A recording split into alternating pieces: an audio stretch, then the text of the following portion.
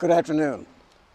On Thursday, we got some very important news from Mexico. The Mexican government has told Chinese car makers that they would not be eligible for federal incentives to build car factories in Mexico. Sources claim that this was all because of pressure from Washington, the U.S. trade representative. Curiously, though, not a single person is being quoted, not a single government department in Mexico or in the United States.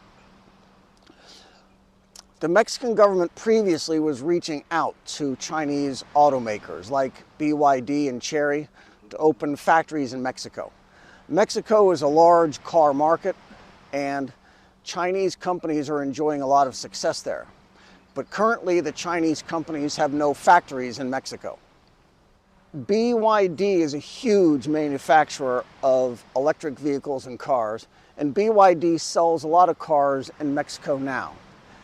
BYD was hoping to open factories in Mexico, and one of their motivations for doing so was so they could build cars in Mexico for the American market.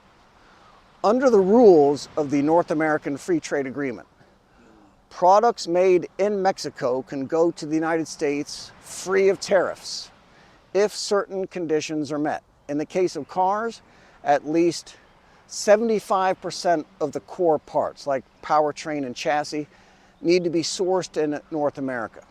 Most of the labor costs need to be in North America too. The objective of nearshoring and friendshoring, remember, is that we want foreign companies to open factories in North America. And when they do so, they are hiring employees in Canada and in the United States and in Mexico. They're investing billions of dollars in property and plant and machinery and equipment and employee training and salaries and benefits. They're making a long-term capital investment in North America, friendly countries. That was the point. But according to the news reports that dropped Thursday night and over the weekend, U.S. government officials have basically threatened Mexico, saying that if the Chinese are allowed to build car factories in Mexico, that we will renegotiate the free trade agreement in 2026 in such a way that hurts Mexico.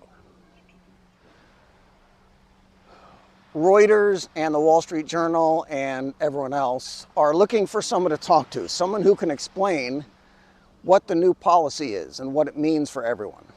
And good luck. The people quoted in the article asked not to be identified. The Office of Mexico President Obrador refused comment. The Mexican Economy Ministry, no comment. Chinese Embassy in Mexico, they don't know anything yet. Mexican Foreign Relations Ministry, no comment.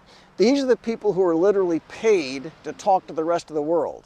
That's their only job, to explain to people outside Mexico what Mexico's economic policies are, and to explain to people outside Mexico what Mexico's foreign relations are. But nobody is saying anything. We can, however, build a timeline based on what they've given us here. While BYD was meeting with Mexican government officials about building a car factory in Mexico to make cars for Mexico and for the United States, here's what was going on elsewhere. In September, Mexican trade officials were in Washington for a big meeting.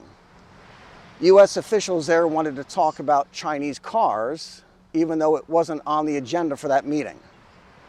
That's important. The Mexicans go to Washington and U.S. officials say, we want to talk about something else. I'm not a diplomat, but even I know that's rude. They weren't prepared to discuss that. But then in January, the American and Mexican teams met again, this time in Toronto. I guess we can assume the Canadians were there for this one. And we pushed the Mexican delegation again to stop the Chinese car makers from setting up in Mexico. Word gets back to Mexico at this time, January, and BYD is told you're not getting national government help to set up here, and BYD and the Mexicans have not met since. If this is how things really played out, then this is a bad look for the United States, but it's even worse for Mexico. If a foreign factory is talking to officials in Mexico City about setting up factories in Mexico, Who are they negotiating with? Do, do Mexican authorities have the final say on things, or does Washington?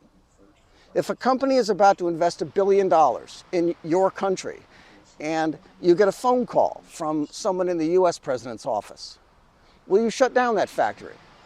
Will you tell them, sorry, they can only manufacture for the Mexican economy, but not for the American one or for Canada? You're asking global manufacturing companies, global brands, to trust your word on these matters.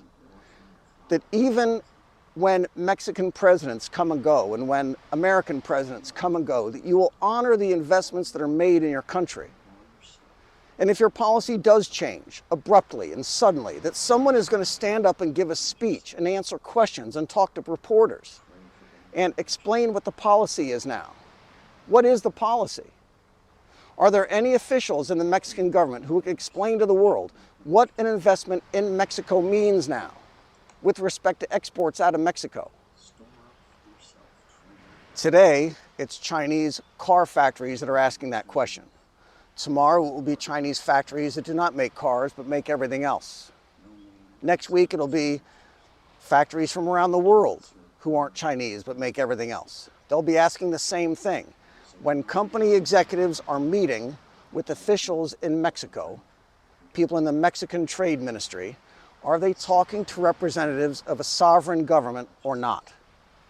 Does someone in the United States Commerce Department or Trade Office need to sign off on what we're discussing here today?